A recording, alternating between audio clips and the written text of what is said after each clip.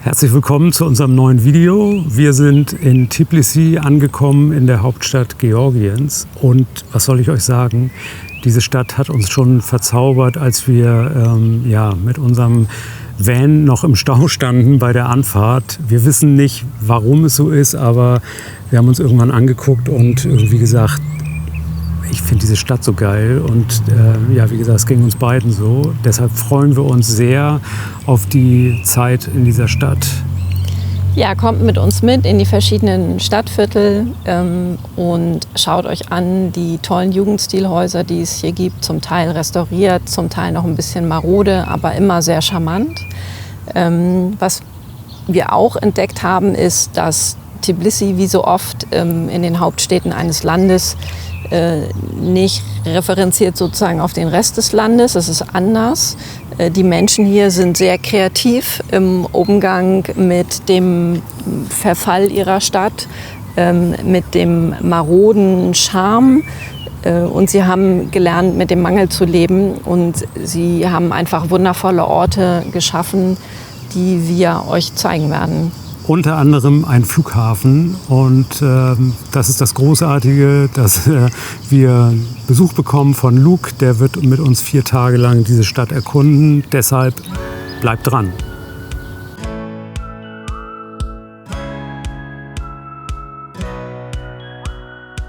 Wir sind Petra und Christoph aus Hamburg. Ein Jahr verbringen wir auf kleinstem Raum mit größtmöglicher Freiheit in unserem Pössl-Kastenwagen. Unser Weg führt uns über den Balkan, durch den Kaukasus und die zentralasiatischen Staaten entlang der Seidenstraße. Auf dieser Midlife-Reise füllen wir weiße Flecken auf unserer persönlichen Landkarte. Filling White Spots eben.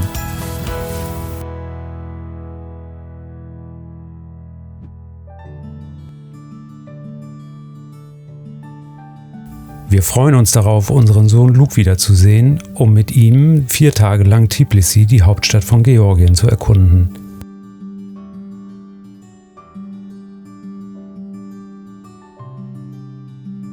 Da wir bereits ein paar Tage vor ihm ankommen, nutzen wir die Zeit, um Wäsche zu waschen, unsere Vorräte aufzufüllen und einen ersten Blick auf die Stadt zu werfen.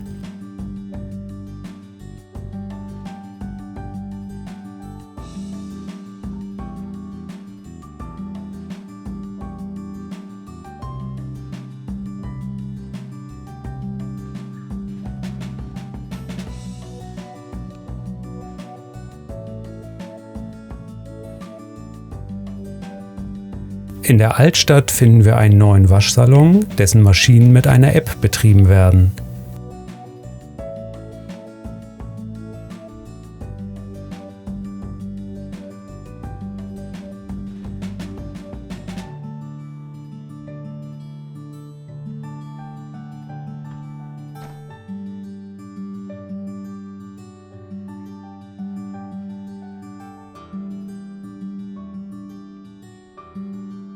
Wir finden ein kleines Café in der Nähe und können hier den Waschvorgang der App überwachen.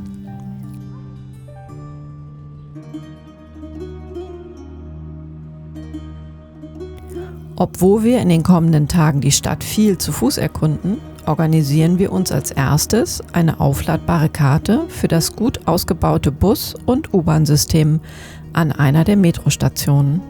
Eine Fahrt kostet umgerechnet gerade einmal 35 Cent. Die Metro fährt 40 Meter unter der Erde und ist nicht zuletzt deshalb ein echtes Erlebnis.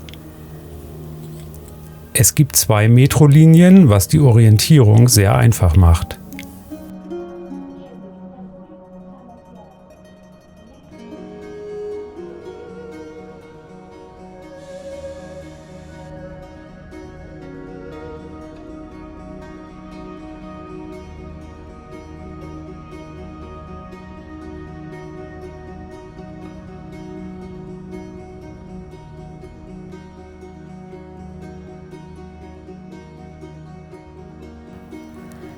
Auch die Fahrt mit der Gondel zur Festung Narikala bezahlt man mit der Metrokarte.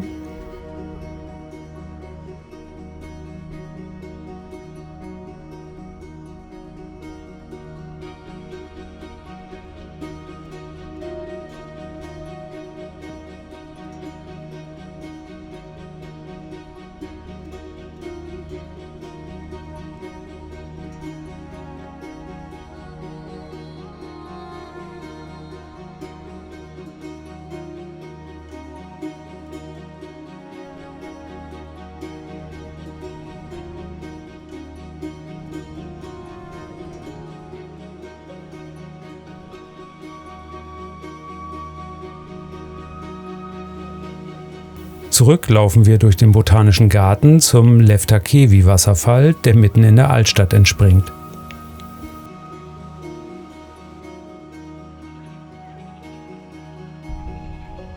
Wie in Albaniens Hauptstadt Tirana finden wir auch hier ein Stück Berliner Mauer, ein Geschenk Deutschlands an die GeorgierInnen. Wir entdecken einen natürlich gewachsenen hängenden Garten, der uns eine kleine Erfrischung bringt.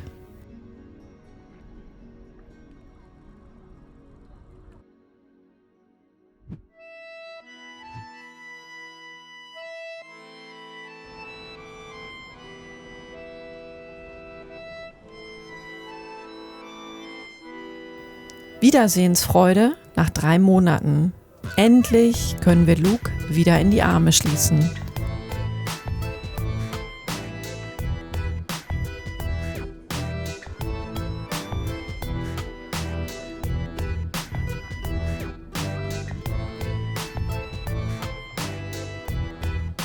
Die erste Fahrt geht ins Namaste Hostel zum Check-in.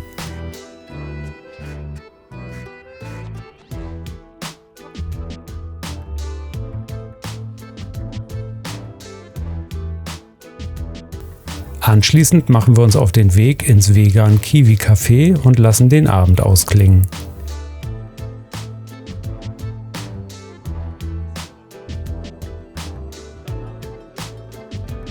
Am nächsten Morgen gibt es etwas zu feiern. Petra hat Geburtstag.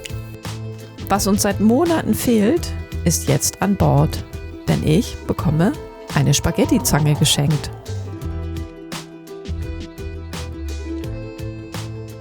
Wir besorgen auch für Luke eine Metrokarte.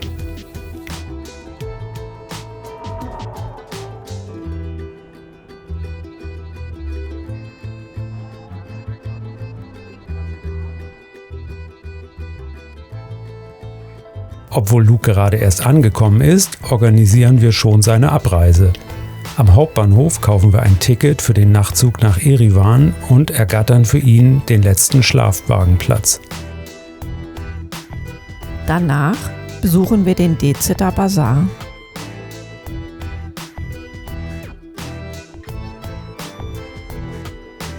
Hier möchte ich unbedingt die georgische Süßigkeit Chochela probieren. Christoph ist eher skeptisch. Die wie Würstchen aussehenden Chochela sind in Wirklichkeit mit Traubensaftkuvertüre überzogene Nüsse, die 3 Monate reifen.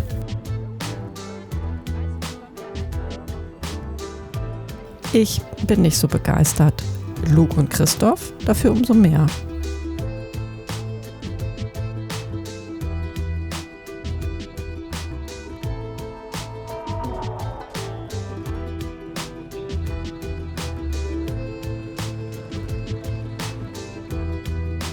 Die Architektur der Häuser und der morbide Charme geben Tbilisi eine besondere Ausstrahlung, die uns alle 3 in ihren Bann zieht.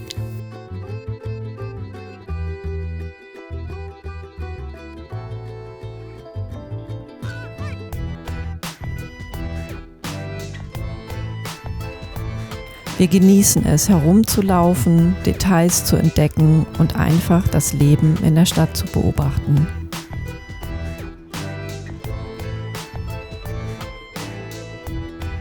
Tbilisi ist mit ihren verschiedenen Stadtvierteln extrem vielfältig. Mal erinnert sie uns an unsere Heimatstadt Hamburg, mal an das Berlin der 90er Jahre und manchmal auch ein wenig an Paris.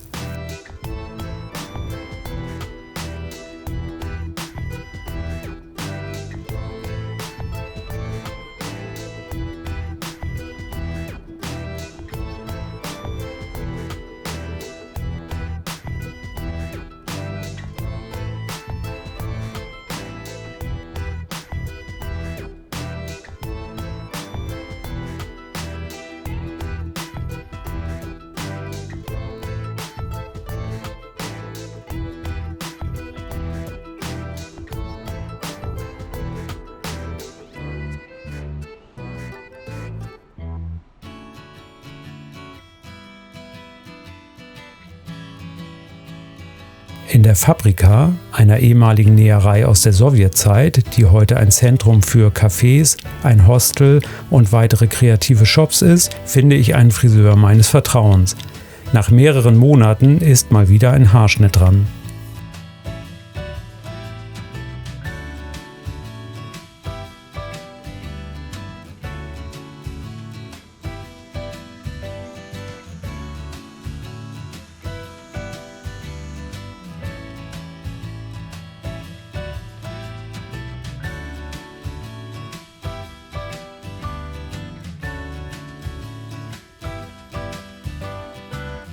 Am Abend feiern wir meinen Geburtstag im Hinterhof-Restaurant ESO.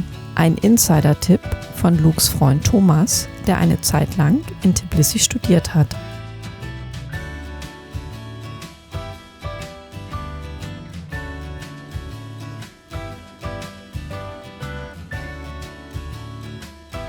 Auf dem Weg zur Metro entdecken wir noch ein Straßenkonzert am Liberty Square.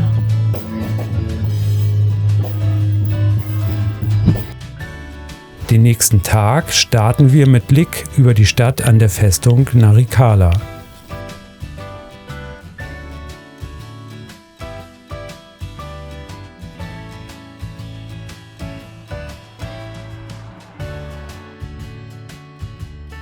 Von hier aus wandern wir weiter zum Turtle Lake, einem beliebten Ausflugsziel der Tbiliserinnen, um uns ein wenig Abkühlung zu verschaffen.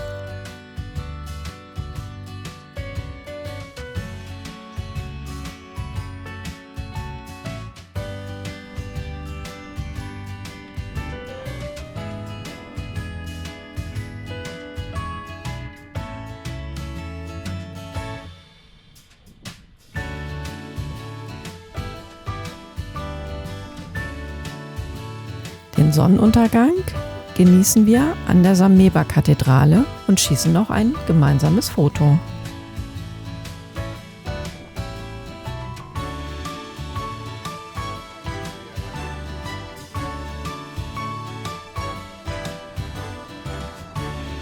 Um die Ecke in einem Souterrain befindet sich die Home Kitchen. Ein familiengeführtes Wohnzimmerrestaurant mit georgischer Hausfrauenkost. So lecker. Wir freuen uns auf unser Bett. Luke zieht es noch in den Jazzclub Diden Bar.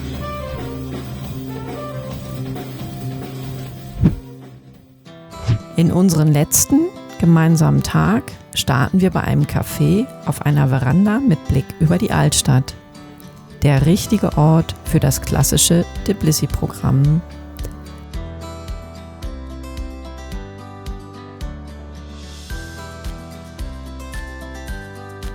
Wir sehen uns das Orbeliani-Bad an den Schwefelquellen an.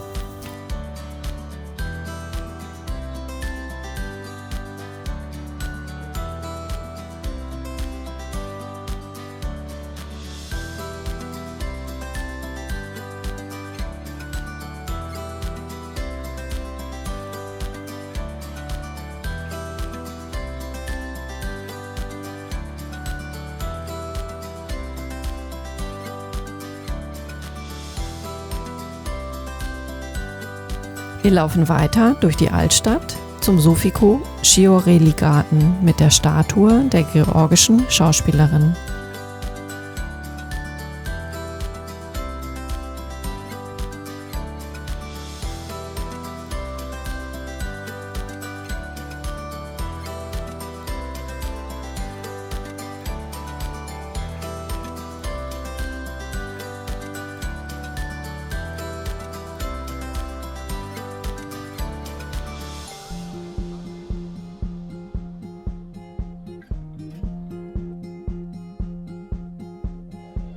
Wir schlendern durch das ehemalige jüdische Bethlemi-Viertel zur Synagoge.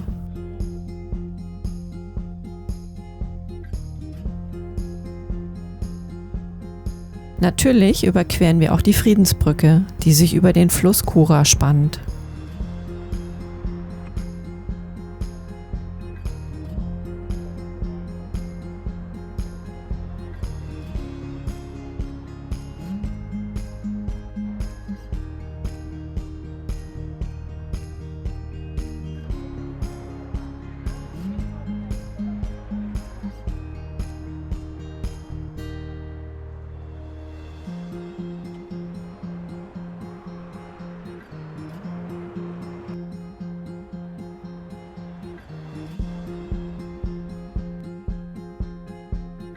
Unser letzter Programmpunkt ist die Antishati-Kirche. Sie ist die älteste Kirche der Stadt.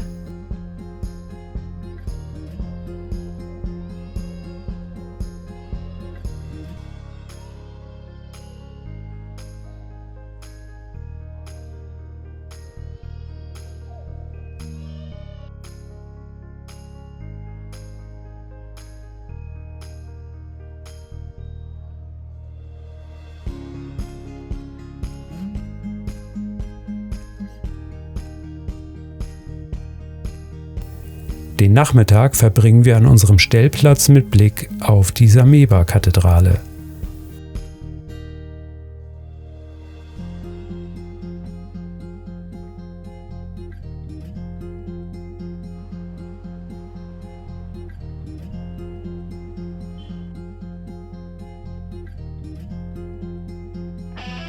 Zum Essen treffen wir uns im Swana, einem veganen Restaurant der etwas anderen Art.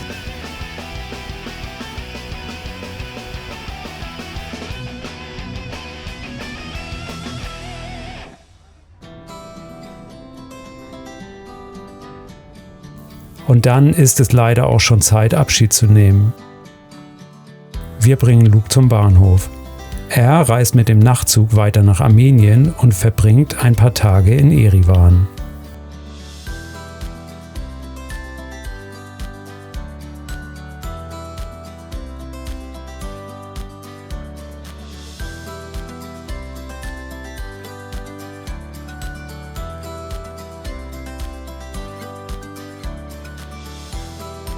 Danke, Luke, für die schöne Zeit.